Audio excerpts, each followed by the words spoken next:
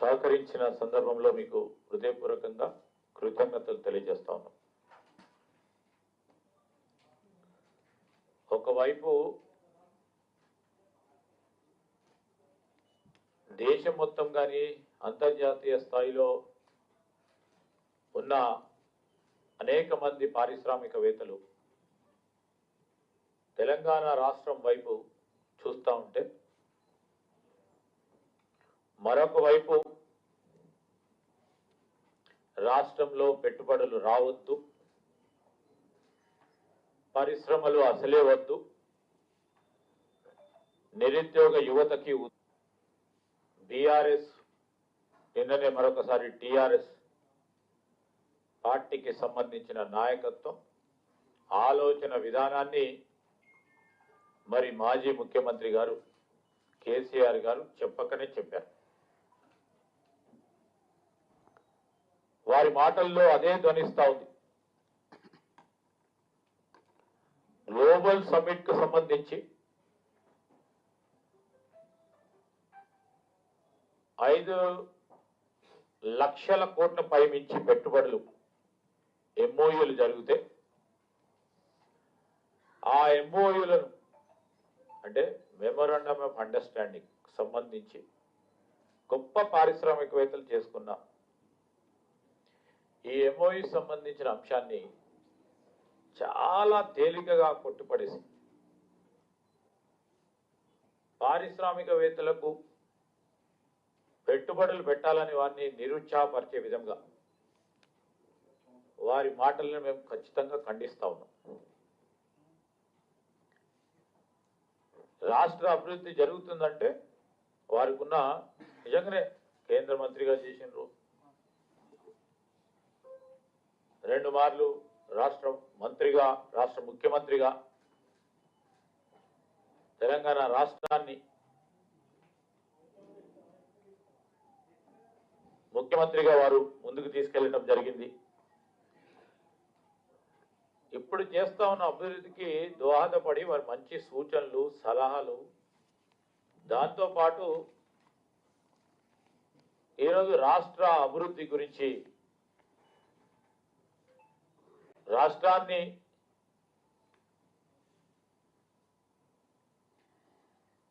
ఎందుకు కోరుకున్నాం, ప్రధానంగా యువతకు సంబంధించిన ఉద్యోగ అవకాశాలు కల్పించాలని ఒక ఆలోచనతో ముందుకు పోతా ఉన్నాడు. పరిశ్రమలు ఖచ్చితంగా రావాల్సింది. ఒకవైపు ప్రభుత్వ ఉద్యోగాలు, ఇంకోవైపు ప్రైవేట్ ఉద్యోగాలు. ఇవి 2 ప్రధానమైన అంశాలుగా ముఖ్యమంత్రి రేవంత్ రెడ్డి గారు, మా ప్రభుత్వం చాలా ప్రత్యేకమైన దృష్టితో ముందుకు తీసుకెళ్తా ఉన్నారు. తరుణంలో వారు ఎందుకు చూడలేకపోతా ఉన్నారో అర్థమవుతలేదు. వారు చెప్పినారు కొన్ని అంశాలు. ఒక కంపెనీకి సంబంధించి సరే ఆ రోజు మహారాష్ట్రనో తమిళనాడుకో ఏ విధంగా తరలి వెళ్ళినాయని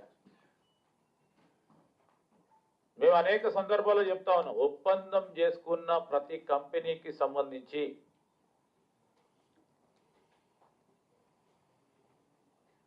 తీవ్రమైన ప్రయత్నం చేస్తూ ఖచ్చితంగా ఇక్కడే ఆ పరిశ్రమలు ఇక్కడ ఏర్పాటు చేయడానికి దోహదపడే విధంగా ఆ వాతావరణం ఏర్పాటు చేసుకొని తద్వారా మన నిరుద్యోగ యువతీ యువకులకు, యువతకు సంబంధించిన ఉపాధి పెద్ద ఎత్తున పెంచాలనే ఒక ఆలోచనతోనే, ఒక పాజిటివ్ దృక్పథంతోనే ఎవరైనా పోతా ఉంటారు. మేము అడుగుతా ఉన్నాం, వారి హయాంలో కూడా అనేక ఎంఓయూస్ జరిగినాయి.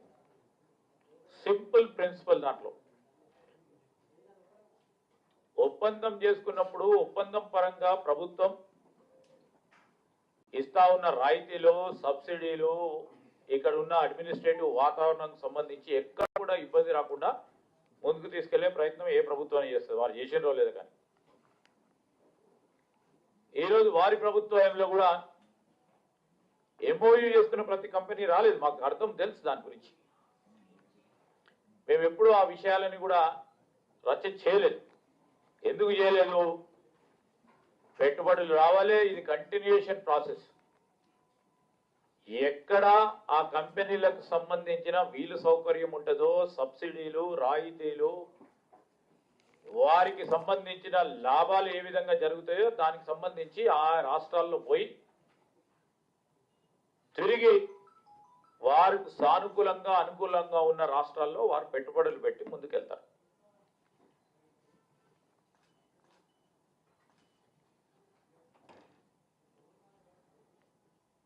వారే చెప్పిన ఫాక్స్కాన్ కు సంబంధించి ఇతర రాష్ట్రానికి పోయింది.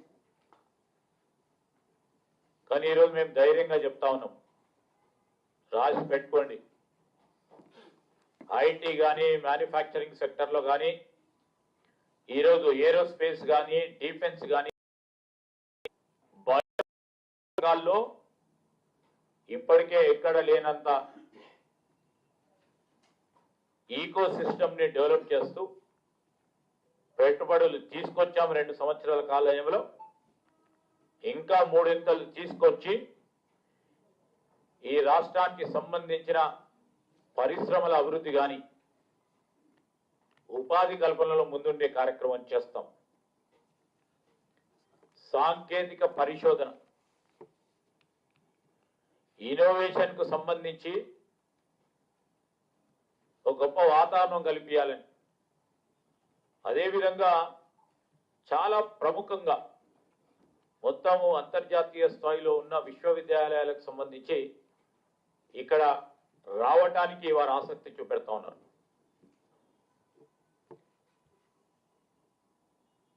మరో ప్రక్కన మనకు చాలా ధీటుగా పోటీ ఇచ్చేది ఐటీ రంగానికి సంబంధించి కర్ణాటక రాష్ట్రం, బెంగళూరు. ఈ 2 సంవత్సరాల కాలంలో, సంవత్సరంన్నర కాలంలోనే ఒక్కటే ఫైనాన్షియల్ ఇయర్ లో 75 గ్లోబల్ కేపబిలిటీ సెంటర్స్ ను తీసుకురావడం జరిగింది.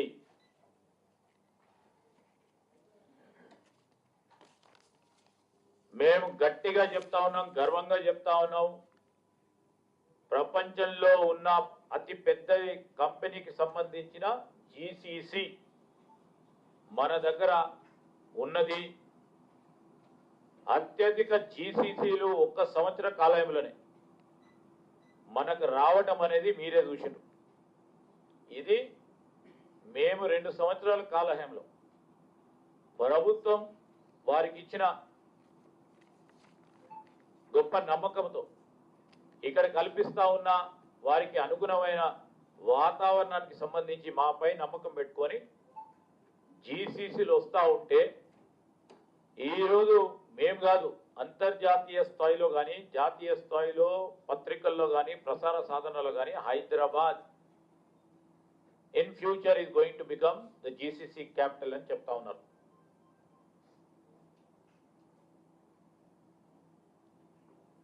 నిన్న మొన్న జరిగిన తెలంగాణ రైజింగ్ గ్లోబల్ కాన్ఫరెన్స్ కంటే ముందు ఈ 2 ఏళ్ల కాలంలో 3,40,000 కోట్ల రూపాయల పెట్టుబడులు ఒప్పందాలు జరిగాయి. వీటిలో అనేక సంస్థలు, పరిశ్రమలకు సంబంధించిన నిర్మాణాలు,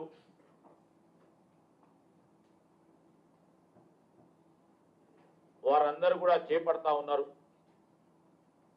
దాదాపు 1,40,000 మందికి, ప్రతిభావంతులకి ఉద్యోగ అవకాశాలు కల్పించే ఒక కార్యాచరణ జరుగుతూ ఉంది. ఇది ప్రత్యక్షంగా దాదాపు ఇప్పుడు మేము తీసుకొచ్చిన 3,40,000 కోట్లు సంబంధించి, దానికి తోడు పరోక్షంగా కూడా 2 లక్షల మందికి ఉపాధి పొందే అవకాశం ఉంటుంది.